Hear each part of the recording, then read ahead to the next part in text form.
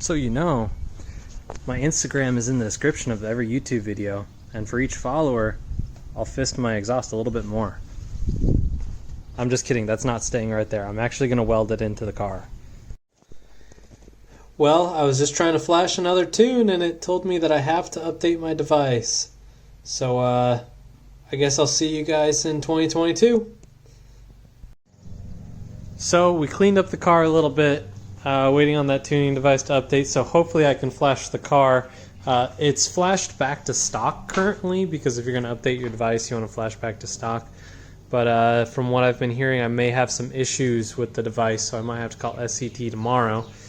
But that little oil leak that was in the front that I said was the timing cover, it's actually the front main seal on the front of the timing cover.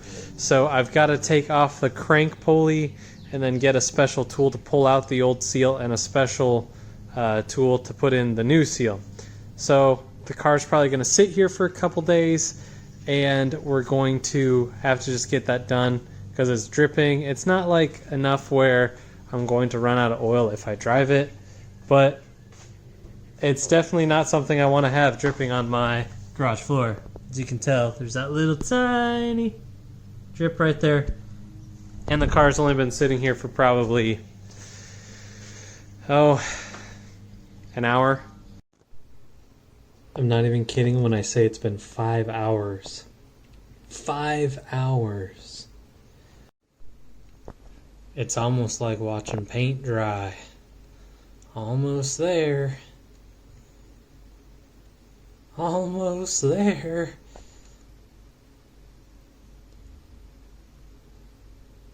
I almost feel like if I stop this at this point, you guys would be mad at me. We just got to finish it out at this last 15 seconds.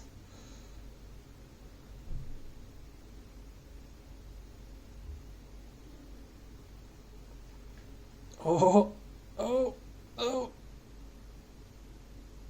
it's done. I really wish I could get you guys some pulls today, but this thing is fighting me. So I updated it inside, and then it just didn't update here, and now finally I'm not getting an error after updating it in here.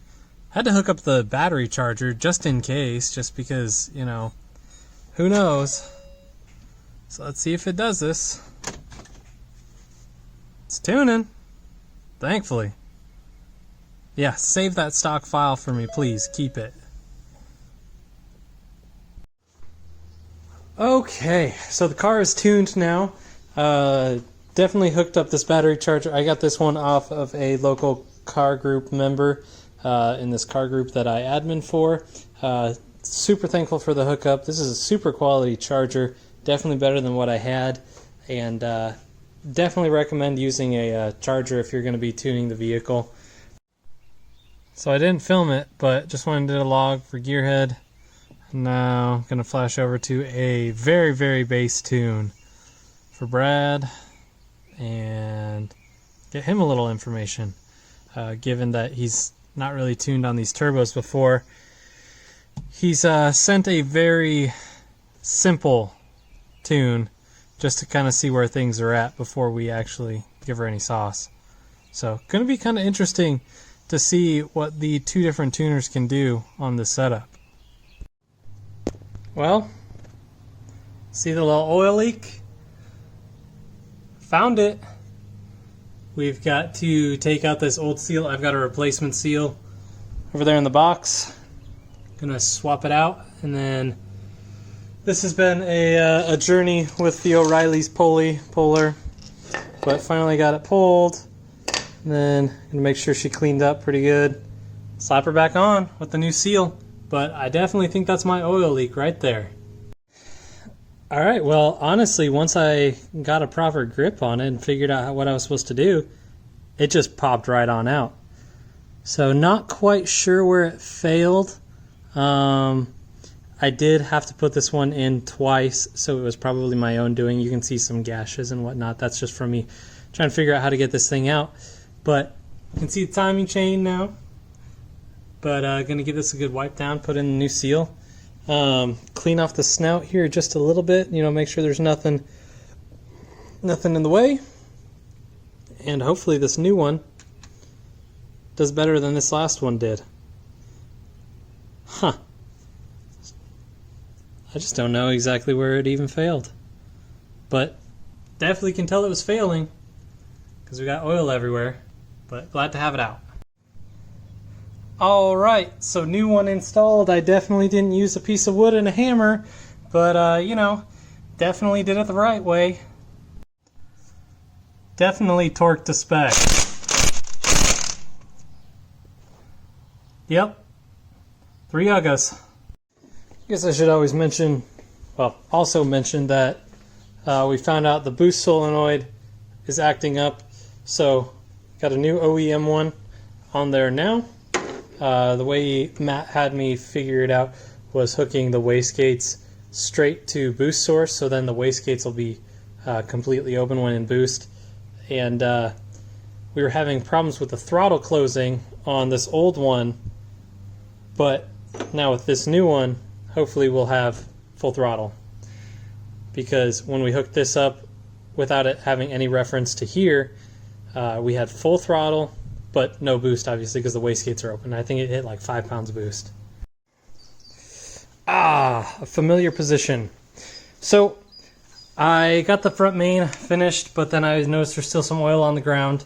And I noticed a small spot on the timing cover that I didn't touch up that had some oil buildup. That's like on the rear side of the engine. So I'm hoping that it's that and not the front main again. I just kind of gooped it up with some RTV, and then I put the under tray back on and had to cut out some for the downpipes. And this under tray actually came off of a previous owner's car after he sold it. He gave it to me for 10 bucks, so just going to try and run that. If anything, it'll just be a nice oil drip collector for me, so that I just have a little bit of mental sanity about there not being oil on my garage floor.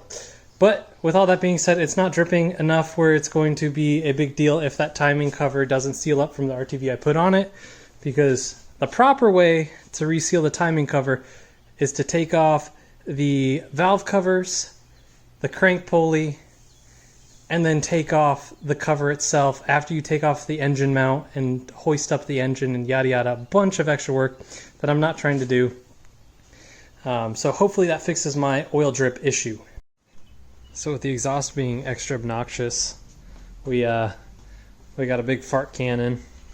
And by fart cannon, it's actually a vibrant resonator, but the fact that it's so big, you know. So hopefully that'll get rid of some rasp. Just gonna leave it on there like that.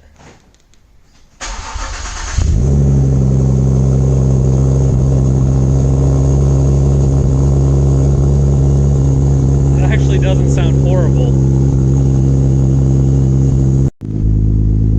You gotta listen to the difference.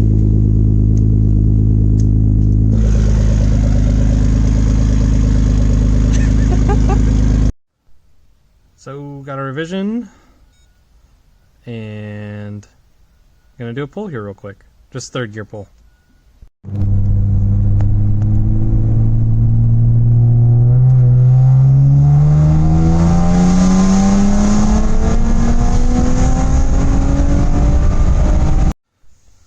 So just doing simple pulls, making sure everything's good to go. I got another revision here, but then also gonna go do an alignment for the HR springs that I've got a little bit of camber wear, even though the car has been aligned, but I'm gonna go. I got these actually off of Lee at Ortiz. I got a coupon code in the description if you guys are gonna purchase anything from Ortiz, but save you 6%. It's kind of hard to tell. We're missing a little bit more tread on the left side, so we got a little bit of camber wear. So the negative 2 degrees of camber that I have in the rear is causing a little bit of abnormal wear. Oh.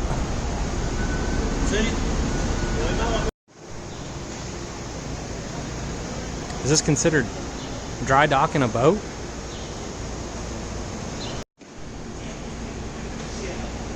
Not too bad. I don't know if you could hear him cursing over there, but So this is, I at one point completely mounted a curb. So for the front to be actually still in spec, I'm honestly surprised. But this is mostly just like a checkup for the, I guess, drag strip.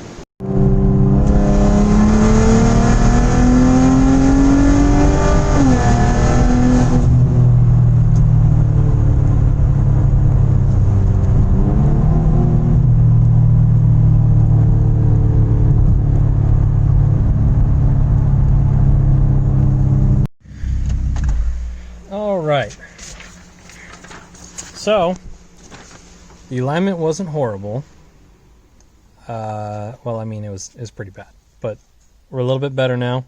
I didn't actually end up using these camber bolts, so hooray for me, because apparently you actually have to take off the rear calipers to put these in, because they go on top, which is great design. But that was another log down, and looks like we hit a max of 19 pounds. It's maintaining about 17. So once we get through 93 and make sure and confirm everything with the turbos is good to go, we'll move on to E30, which is going to be about another, so it's 17 pounds right now ish. It'll be about 20 pounds, and then we were only doing about, I think, 17, 18 degrees of timing, and we'll end up about 25 degrees of timing. So she's about to get spicy.